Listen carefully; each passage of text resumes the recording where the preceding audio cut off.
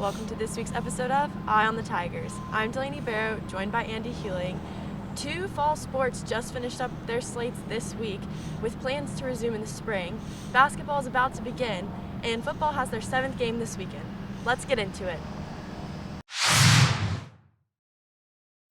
Basketball is about to get started here on the Plains, but just the other night was the NBA draft, where freshman one-and-done Auburn player Isaac Okoro got drafted 5th in the first round by the Cleveland Cavaliers. Not only does this say a lot about Auburn's program and just him as a player, but I think that it can attest for all the potential that this team has the rest of the season. Andy, what are your thoughts on this upcoming basketball season?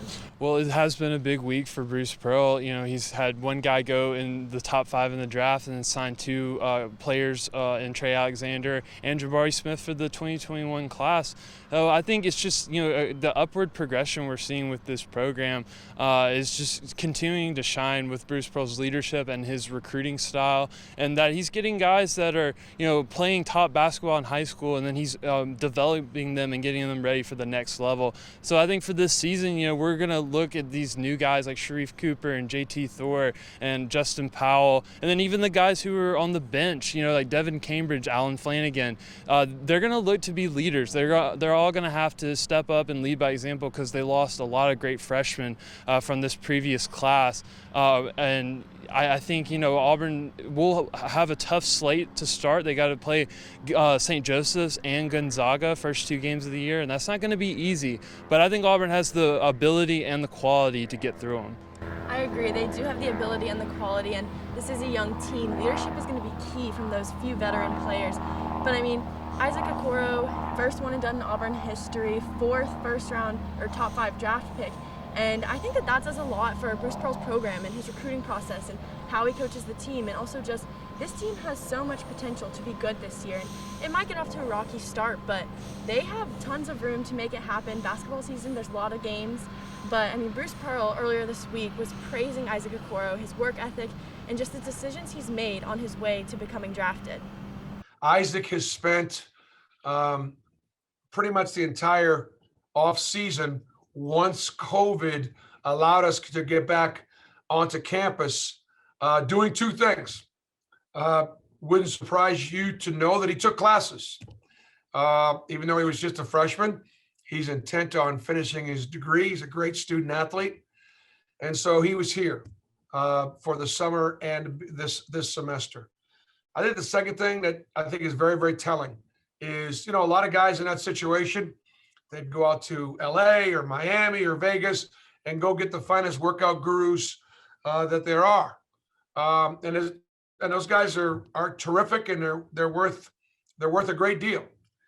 But Isaac felt like he was getting great coaching here. Next up is volleyball. The Tigers finished their fall slate with 2 back-to-back matches at home against Tennessee, falling short in both of them. Their final fall record was 0-8. Andy, what did you think about this Tiger season? What was your main takeaway?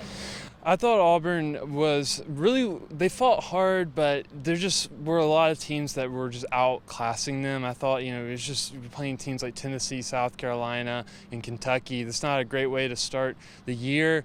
But, although you can't blame it always on the opponent all the time, there were some things that Auburn could have done better. They only had 1 set win in open play, and that's not going to win you. That's not going to win you matches in the SEC. And they're also they were not getting as many kills as the rest of the teams in the SEC. And most teams are averaging about 15 kills per set, and Auburn was only averaging 9, and that's just not going to get you wins in the SEC play, especially competition like they have played so far. Like you said, it doesn't really matter. It depends as much on the opponents, but also just Auburn. And that's been first-year head coach Brent Crouch's, one of his philosophies is just watching the film, but for the Tigers, not necessarily for their opponent, and just trying to fix their own errors. And this is a foundational season, and they've had lots of glimpses. They've never just laid down. They've always fought back. They've come close in several sets to almost getting that win. And obviously almost isn't a set win, but it's progress. And this team has lots of good players. It's Tatum, Shipes, Chesney McClellan, Bella Rosenthal, and all of them. And there were a couple players out for injury with Val Green and Lily Thomason, but these players, they'll be back in the spring, and I think that if they just keep their head on their shoulders, they stay focused, I mean, this program's going to be turned around in the next 4 years under Crouch, and I think that there's a lot of progress to be made, and I think we're really going to start seeing some of the finished product this upcoming spring. Auburn soccer fell flat in the quarterfinals against Arkansas after attempting to come back from a 4-0 deficit at half. Even though they scored 3 goals in the second half, they weren't quite able to overcome the Razorbacks' lead. They had a very successful season, overall record 4-4-2, but they too will be continuing their slate in the spring. Andy, what are you most looking forward to about this young Tiger team? Well, obviously, just the way they play, like they've really been able to fight in games. They've had really good defensive stands until last night. They weren't giving up a lot of goals.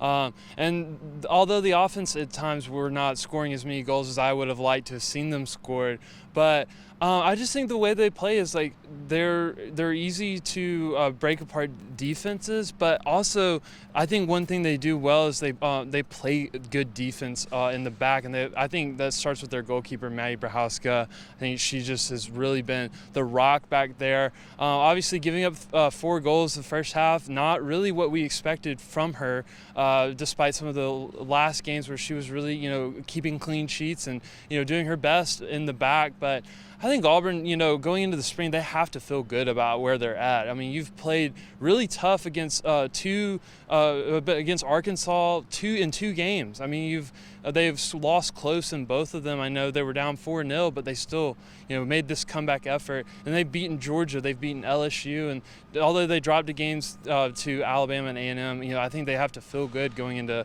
the spring that they can compete. Definitely a lot to feel good about going into the spring season, and like we've talked about, they're a young team, they're very defensive minded, and honestly it was surprising seeing Arkansas put up those 4 goals in the first half. And when they played Arkansas previously, we knew they were an offensive minded team. They were going to look to put those points on early, but Auburn themselves also played very well offensively that game, and I think that was good progress because previously in the season we've really been focusing their emphasis on defense and just how much of a defensive team they are. And when the defense kind of seemed to fall apart uncharacteristically in this match versus Arkansas, the offense was there to pick it up, and I think that's going to be really key going into this spring slate. Next up, we have football. Auburn will play their Game 7 tomorrow night in Jordan-Hare, first night game of the season, first game in 21 days since their dominant win over LSU, which we kind of briefly went away over those takeaways last week. But what do you think, Andy, the key is going to be in getting this win against a beat-up Tennessee team? Well, obviously Auburn does have players out for this game. We don't know who that is. That's not been addressed. I mean, they are most likely not going to say, but I mean, if you look out on the field and there's some starters maybe that aren't, that we know that aren't injured, that aren't out there, then obviously you'll know. But it'll be kind of, a wait and see who's going to play and who's not going to play. So if there are starters that aren't playing for Auburn, then it's going to have to be a next man up for some of these guys on the bench. So hopefully for them, they're able to, get these guys ready this week, and that's what they've been doing, and ready to play for Saturday. So I think Auburn's just gonna have to do what they do best: is just play their game, play offense, run the ball. Bo Nix, if he's playing, needs to be making passes.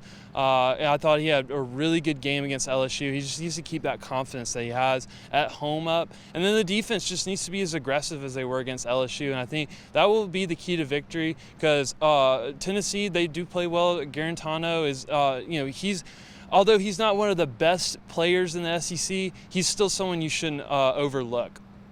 Yeah, I agree. I think that everything you said, especially with that next man up mentality, I mean, that's come into play so many times so far this season, and just a season full of unpredictable circumstances. And like you mentioned, the explosive defense on Auburn's side, I don't think that they're going to have a big issue against this kind of lopsided Tennessee offense that's still struggling to get their footing. I mean, like you said, Garantano has that experience, but compared to Bo Nix, and even though Bo Nix is only a sophomore, he's been looking really cool and composed and patient in the pocket, but he does like to run, and I don't think that'll be an issue because Tennessee's rushing defense is not really there. It's been struggling all season, and so I think that that'll be an interesting matchup to see just how far Nix will take it and take control and take charge. But when it comes to who's going to be playing, I mean, they've had so many injuries, and also, like you said, the COVID people not being able to play because of that and just the contact tracing. But I don't think the Tigers have anything to worry about. I think that their key for them is going to be riding off of that momentum in that dominating win over LSU. And I think that if they're able to do that, they shouldn't have any problem taking down the Volunteers. But I mean, this has been an interesting, unpredictable, unforeseen past couple weeks, and Gus Malzahn was talking about that in his press conference on Tuesday when he was talking about just what the team has been focusing on in these past 2 weeks, where some players might have been there but some players might not have, and just how to adjust for this game on Saturday. Well, like I said, it's been an interesting 2 weeks. Last week we had to shut down a couple of days and all that. We did finish practice, at the end of last week. We had some guys out and all that, but we just try to continue to improve in the basic fundamentals. And just really stress and stop the run the football, just true Auburn football, and playing 60 minutes. That's really been our focus with all of our guys.